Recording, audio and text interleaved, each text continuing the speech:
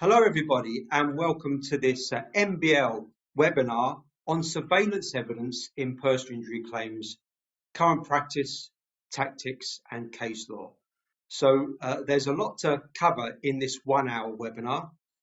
As is my way, I have included far too many slides than we can cover in the hour, but I like to give value for money, so we'll try and cover most of them as we go through. For those of you who haven't seen one of my webinars, learn live sessions, or indeed seen me in the flesh, so to speak, there's a slide here just showing a bit of my background. I will, in fact, have been working in the law 40 years, or have been working in the law 40 years as of September 23.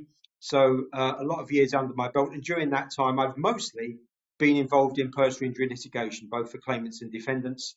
I did move sideways into legal costs and qualified as a cost lawyer, and became a partner in a regional law firm managing 3 offices, and then for a top 50 law firm, setting up their teams around the UK, before ending up for the last almost 8 years in a company called Bircher Jennings, specialising in legal services pricing, teaching law firms how to make more money. And certainly different subjects, I know, to surveillance, but certainly on the subject of surveillance, we want to win our claims, or if you're a defendant, obviously successfully defend them.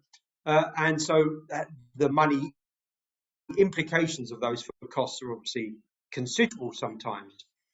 So what are the learning objectives from this webinar? Well, to look at the current practices and tactics adopted in injury litigation, obviously, with a summary of the rules, particularly focusing on admissibility and disclosure, counter evidence, and of course the approach to trial.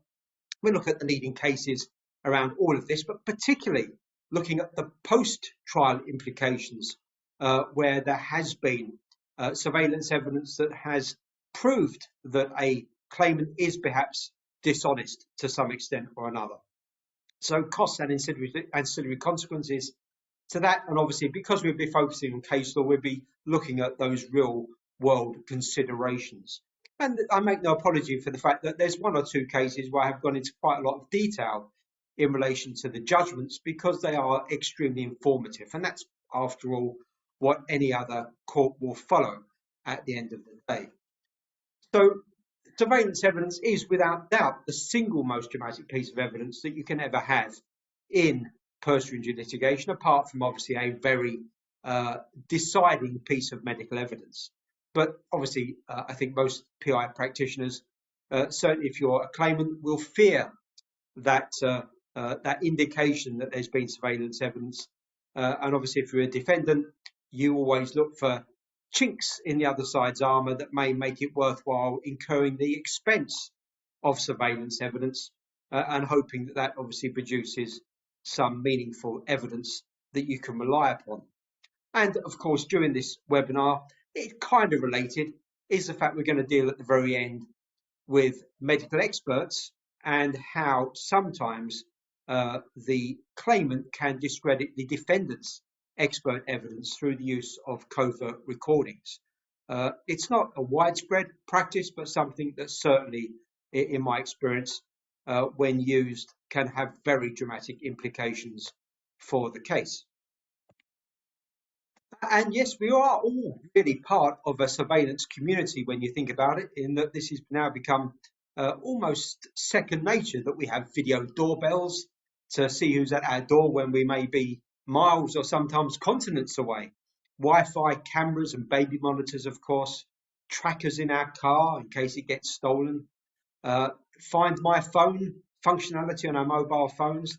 And in fact, no one ever leaves home without a fully equipped surveillance device, namely your mobile phone, with its camera and video capabilities, as well as sound recording capabilities as well. And if there is covert sound recording, often that is done inevitably through one's mobile phone. In fact, certainly in terms of the camera capability, I recently went to try and buy myself a new compact camera because I fancied one rather than using my phone all the time, and it's very difficult to get hold of one nowadays because it's assumed everybody's using phones. So there we are.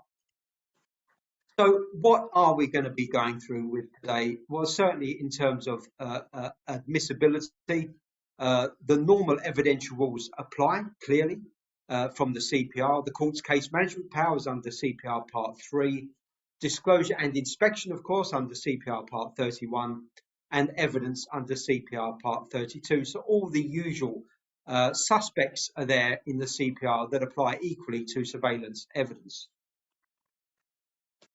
So let's start with the question around admissibility. What is relevant isn't always disclosable due to public policy or indeed unlawful means.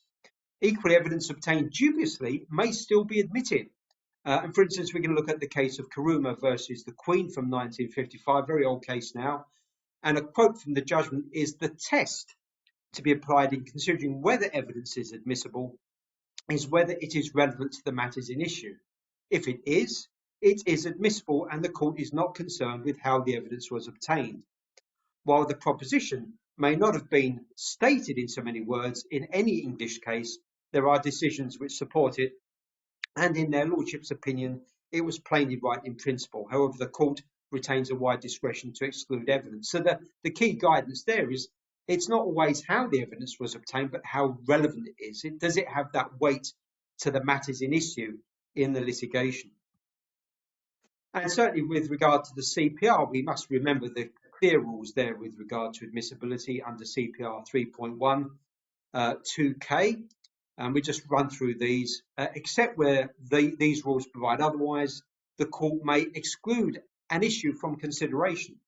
And also under CPR 32.1, the court may control the evidence by giving directions as to the issues on which it required evidence, the nature of the evidence which it requires to decide those issues, and the way in which the evidence is to be placed before the court. The court may use its power under this rule to exclude evidence that would otherwise be inadmissible. So again, taking a flavour from that case that we just looked at. So even if evidence may otherwise be inadmissible, it could still be admitted in evidence if it obviously is relevant to the matters in issue.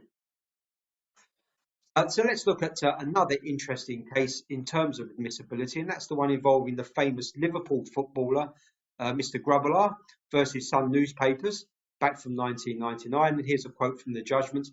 "With the new civil procedure rules, which obviously had just come in, it was no longer correct. The court could not exclude evidence which was relevant on the grounds that its probative value was outweighed by its prejudicial effect. The court now has full power and discretion to make such orders.